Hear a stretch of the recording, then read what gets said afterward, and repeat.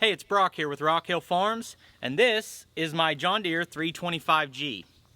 This is my first tracked machine I've ever owned, and it's the first skid loader I've ever owned.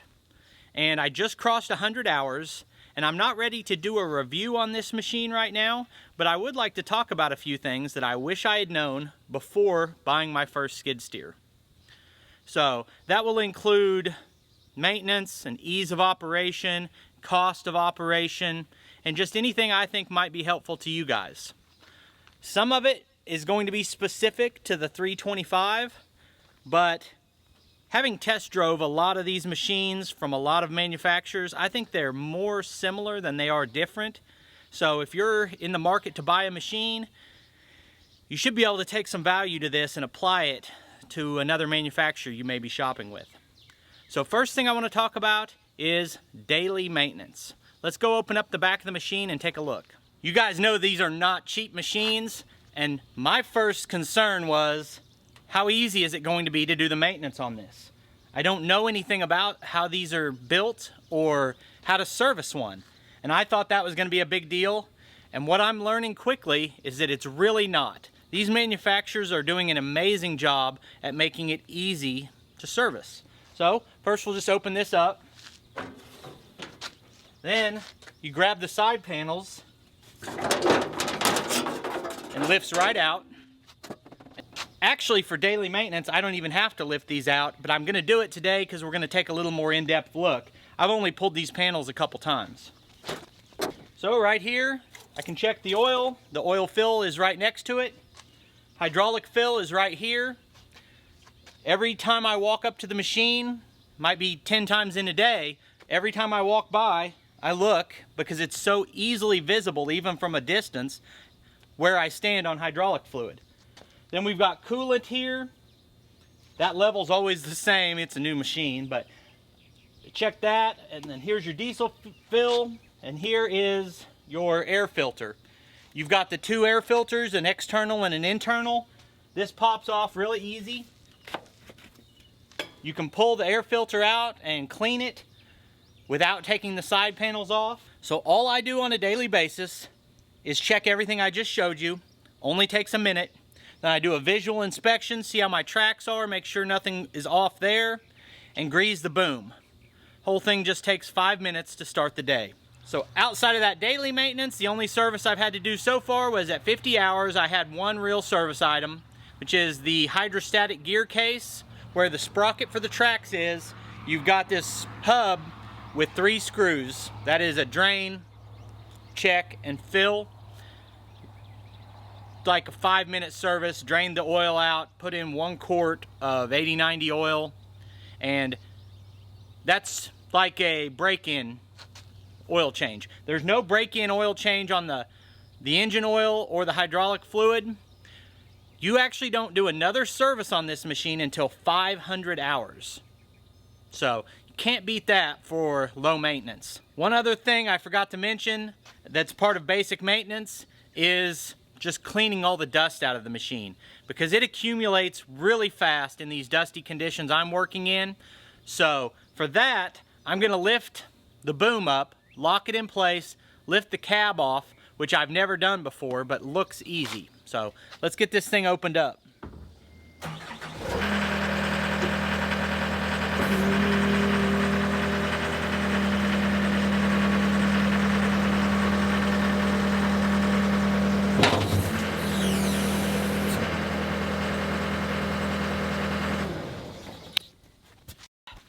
So after you lift the boom all the way up, there's a mechanical lockout right behind the seat.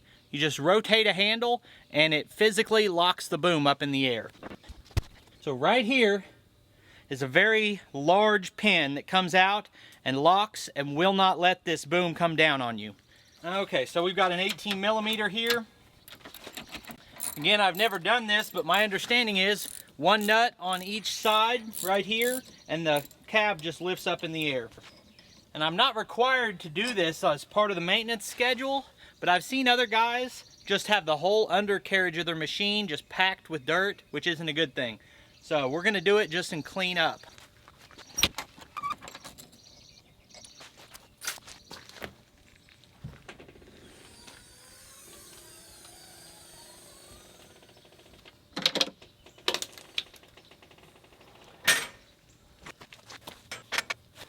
Okay, I wasn't even aware of that, but when you lift the cab, it automatically drops a locking bar in place so that can't come back down on you. And it's really easy and intuitive to release. Here's the hat that I bought that caused them to give me the skid loader. Forgot it was in there. It's a nice looking hat if it wasn't all dirty. So it looks like there's just 6 bolts that hold this bottom tray in. Now, it feels like a lot of the other things I had to say were more interesting than this maintenance, but the reason I started with it is because it's the thing I'm the most surprised about. I cannot believe, it feels to me like someone who's never had any mechanical background and never owned a skid loader could walk up to this and figure out how to do everything. It's just so user-friendly. And I let that be something I worried about, and that was silly. Okay, so the pan should just lift out. And it does. So let's take a look and see how filthy this is.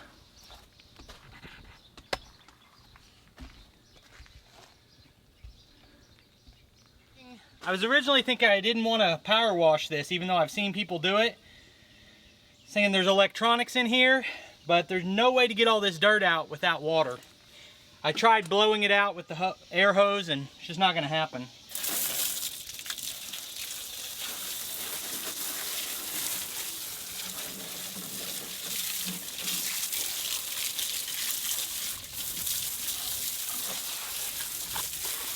Another item on the daily maintenance or routine maintenance is the cabin air filter. So every time I blow off my main air filter, I also get the cabin air filter, but it's just 2 thumb screws right above the seat. Comes out real easy. And blow it out. Okay, this was probably the first thing that I was surprised because it took longer than expected. I thought I was going to blow the dust out of this, and it was 1 inch thick, and you can't blow it out. There's too many places, and so I did what I've seen other people do, and I just washed it out with the water hose. I didn't want to use a pressure washer, so I just used a garden hose. And I found this manual to be incredibly thorough about all the maintenance. Not just telling you how to do everything, but telling you how to do everything in the perfect order based on the number of hours and the frequency of maintenance. But I didn't find anything about how to keep this clean under here. It probably took me at least 30 minutes to get all the dirt washed out of here, which I guess 30 minutes every 100 hours isn't too bad. Maybe if I took it once a week and blew the dust out of here, it would never get built up like that. Let me know what you guys do as far as cleaning out under your cab. Show you what it looks like now, and then I got 2 more minor things to mention on maintenance.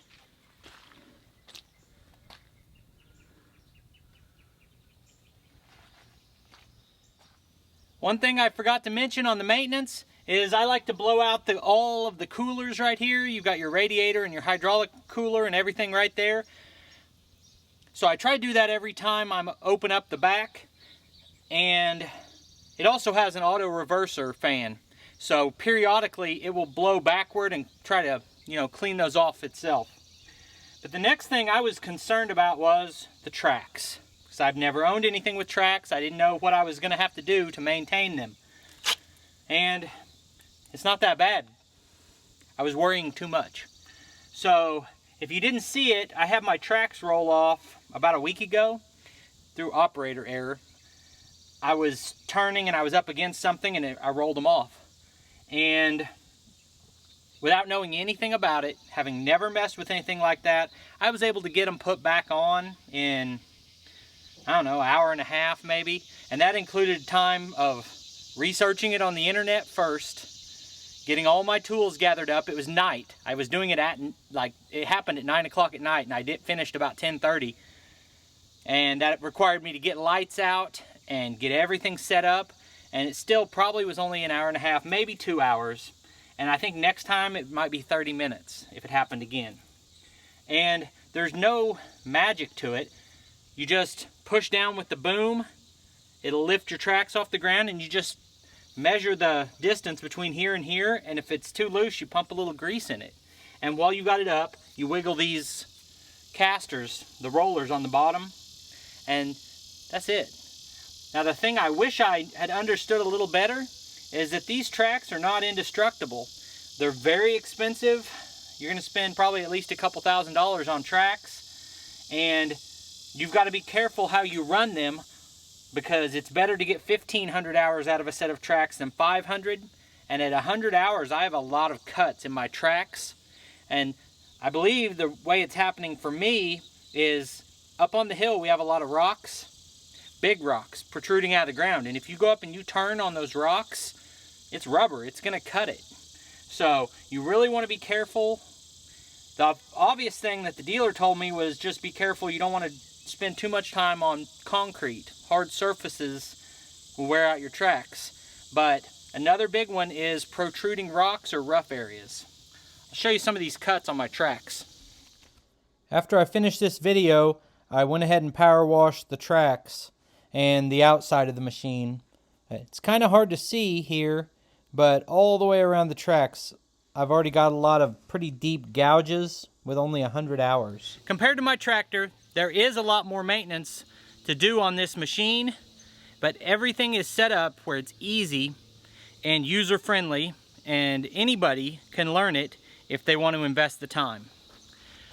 So let's move on from that category and talk about operation. So I've rented skid loaders before this machine. I've rented mini excavators. I've used them on different occasions. And I felt like, as someone who runs a tractor all the time, I enjoy operating my tractor. I enjoy running the backhoe on the tractor. I enjoy running a mini excavator. All of those are just like playtime. I mean, you take it seriously, you want to be safe, but I enjoy being on those machines. And I had rented a skid loader a few times, and I would have told you before buying this that I don't like running a skid loader. And a big part of that is the machines I rented were old machines.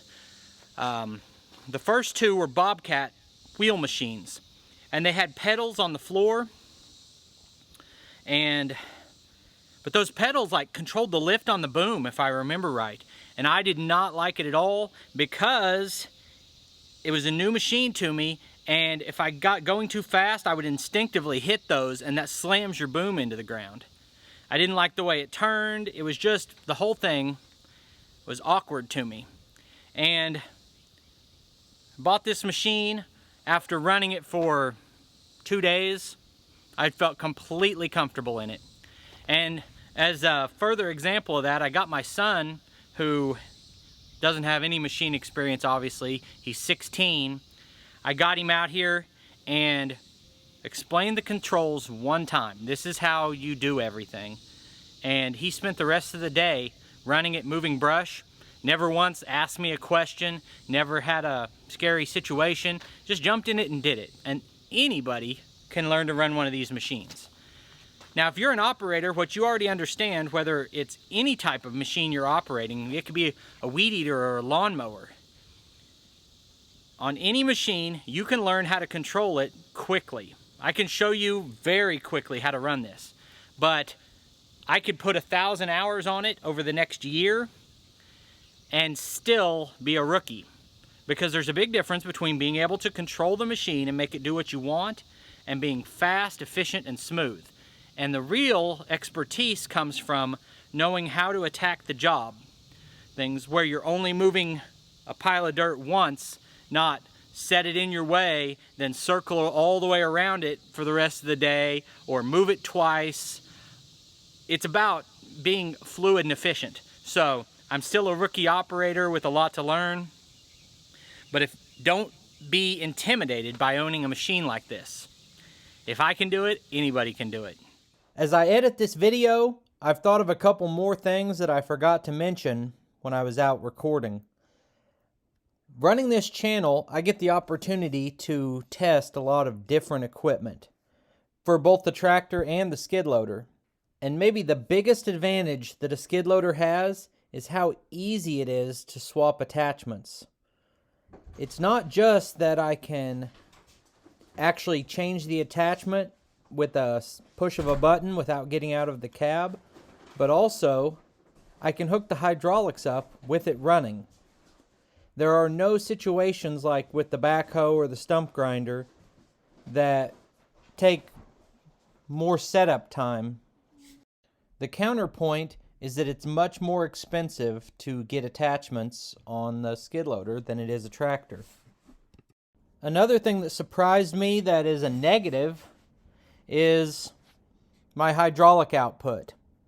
Because my tractor is only 5 gallons per minute and this machine is 21 gallons per minute or 32 gallons per minute high flow, I thought I would never have an issue with doing 2 functions at a time. But that's just not the case. And I don't have the experience to say if that's something with my machine or if it's common to all skid loaders. But if I'm operating the boom and trying to turn at the same time, I have very slow response. A couple of other items that are absolute must-haves for me is the severe duty door, because I think you can't put a price on that extra protection it gives you, and the vertical boom, because a radial lift just wouldn't work for me loading a trailer. When I load my dump trailer, my tracks are almost touching the trailer tires to be able to reach over the side. So there are some things I would compromise on, but those two I would not. I mentioned cost of operation at the beginning, and it's hard to put a number on that. I can say that it uses a lot more fuel, whereas the tractor uses about 1 gallon per hour. The skid loader is between 2 and 3 gallons per hour. Now, in terms of depreciation and maintenance cost, it's a lot harder to come up with those numbers. And most people want about twice as much per hour to run one of those machines, so you would think that your depreciation rate is going to be about twice as high. And if you figure 3,000 hours before needing major repairs on a $75,000 machine, you're talking about $25 an hour depreciation. The next thing I didn't know about owning a skid loader is they are dramatically better at working on a hill than I was expecting. So I spent a bunch of time clearing for a wood yard over on the hill behind the Quonset hut, just running back and forth all over, removed a bunch of rocks, pulled out a stump, spread some mulch, and just a breeze. I go and get the tractor and go to work on that same hill. I make 2 trips across it carrying stuff. I said, I'm not working on this hill anymore. I don't think I would have flipped, but it's a kind of thing where I've talked about the danger of rollover. And if you have one wheel drop in a hole just a little bit while you're carrying a load up in the air, you can flip it over. And obviously you can flip one of these, but they are so much more stable on a hill than a tractor is. Now, as far as stability, another thing I didn't realize is it's kind of like using a floor dolly. And if you get a little rock under a floor dolly, you would have thought you ran into a brick wall because it locks it up. And nothing locks this up, but when you run over something small, it doesn't give. Like the axles on my tractor, totally, the front axle pivots like this. And so you can run over a big rock and it doesn't throw you the way this does. When you run over something small with this, it feels like you tipped it way up in the air and slammed it back down. So these run a lot slower than a tractor. Max speed is less than half of what my little tractor will move, and it's probably a good thing because I like to run at full throttle in rabbit mode, and it really will sling you around pretty good when you run over a small rock. And the way that's relevant is like brush cutting. If you're on uneven ground trying to run a brush cutter and it's sticking out in front of you, you go over one small rock, that brush cutter comes up in the air 6 feet. And so it's hard to cut on uneven ground. Just something to think about. Now, these are an absolute workhorse for moving dirt. Just on another level. If you've got to dig a hole or move a pile of dirt, it's 4x the speed of doing the same work with the tractor. But if you have a long distance to travel or you're mowing with it, it's slow. Now the next thing that's kind of related and probably unique to me and not to everyone is driving this can make me physically sick because, like I said, I run it at full speed, high throttle most of the time, and I think any experienced operator is probably doing the same thing unless they're doing something that requires precision, you know, fine grading, finish grading, something like that. But for moving a pile of dirt from one place to another, you're moving pretty quick. And your spin, you know, you drive into it, it's bumpy, and then you spin a lot, right back over here, 10 feet away, spin again. And when I was a kid, I used to get motion sickness all the time. Hasn't ever really happened to me since, except like if I ride a spinning ride at an amusement park, I'll get sick. This will make me physically get sick if I'm doing a lot of turning. So I'm gonna get some Dramamine, I think. I don't know, I think that's the most common thing for car sickness, motion sickness. And there's been a couple days when I wanted to work all day and I only did an hour and a half because I was nauseous. Next thing, it's noisy. It's got a radio. I can hook that radio up Bluetooth to my phone and play music. But with the machine noise, if you want your radio to be louder than the machine noise, you're probably at a decibel level that's going to cause hearing damage. So I would 100% say use some hearing protection with the built-in audio device. Same advice you'd have on a tractor, really. Sometimes I use the isotunes and sometimes I just use my AirPods. The next thing is visibility. Deere may be on the lower end of visibility for skid loaders, but even the best visibility machine, which would be the JCB, you cannot see, you have gigantic blind spots. So you just have to be ultra careful, even with the camera. You cannot see everything happening around you. So you've got to be ultra careful about who's in the area with you. So I bought some cheap walkie-talkies, and if there's someone outside at all, they've got a walkie-talkie so I can say, hey, I can't see where you're at. My grandson, you'll see him outside with me all the time. And every time I go to move, if he's within 100 yards of me, saying, you know, hey, where are you at? He'll walk, you know, behind a dirt pile, and I have to just sit there until he answers. So visibility is not that good. Next thing isn't really specific to skid loaders, but I thought I was an open station guy with the tractor when I bought it. I'm 100% air-conditioned cab. That's the way. Because it doesn't matter what the weather is like, I can be in there and be comfortable working. So I would 100% on any machine I buy from now on is going to have an air-conditioned cab. So I mentioned earlier that I originally would have told you that out of any type of machine I've operated, my least favorite was a skid loader. That's because I didn't have a modern skid loader. Now I would tell you there's nothing I would rather run than this machine right here. I really enjoy it. So versatile. You can do so many different things with it. But I will say it is a rough ride. It beats you up a little bit. Unless you're just on perfectly flat ground, even then, it's a jerky ride. So that just is what it is. Last thing is the door. I had a lot of people tell me the reason not to buy a John Deere is the front swinging door. And I found it interesting that the top 3 in sales volume are Cat, Deere, and Bobcat on skid loaders. All 3 have a swing open front door.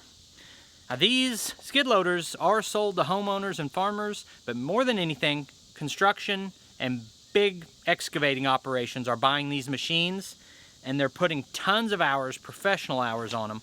Why are they buying machines that have that style door if they're so bad?